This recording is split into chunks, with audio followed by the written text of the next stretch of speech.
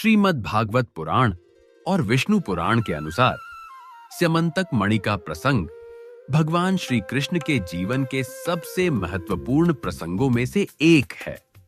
यह कथा न केवल एक दिव्य रत्न के विषय में है, अपितु यह श्री कृष्ण पर लगे मिथ्या कलंक और उसके निवारण की भी है।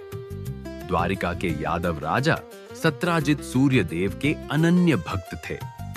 उनकी भक्ति से प्रसन्न होकर सूर्यदेव ने उन्हें स्यमंतक मणि प्रदान की थी। स्यमंतक मणि का तेज अत्यंत प्रखर था, जैसे मानो साक्षात स्वयं सूर्य ही हो। यह मणि प्रतिदिन 8 भार सोना उत्पन्न करती थी। जहां यह मणि होती थी, वहां कभी अकाल, महामारी या दैवीय आपदा नहीं आती थी।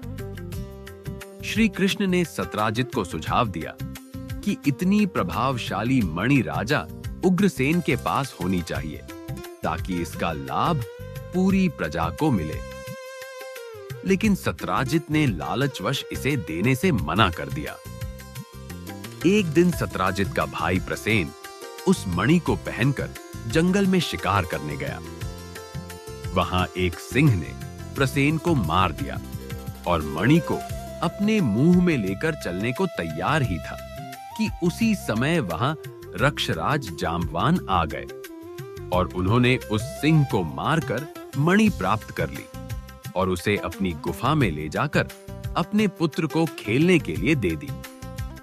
जब प्रसेन वापस नहीं लौटा, तो सत्राजित ने द्वारिका में यह बात फैला दी कि श्री कृष्ण ने मणि के लालच में प्रसेन की हत्या कर दी है।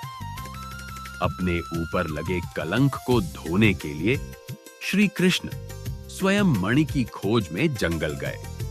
प्रसेन और सिंह के पद चिन्हों का पीछा करते हुए वे जांबवान की गुफा में जा पहुंचे। गुफा में श्री कृष्ण और जांबवान के बीच 28 दिनों तक भयंकर मल्ल युद्ध हुआ।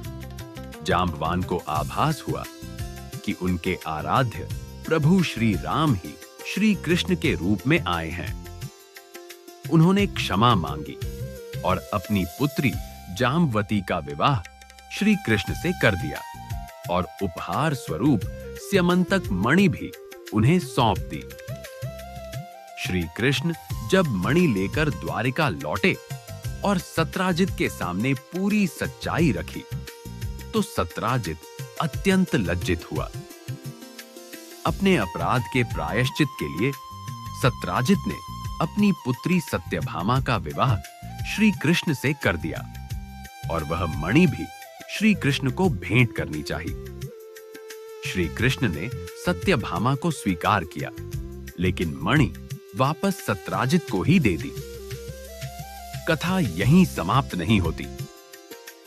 शतधन्वा नामक एक यादव ने अक्रूर और कृतवर्मा के उकसाने पर सत्राजित की हत्या कर दी और मणि छीन ली।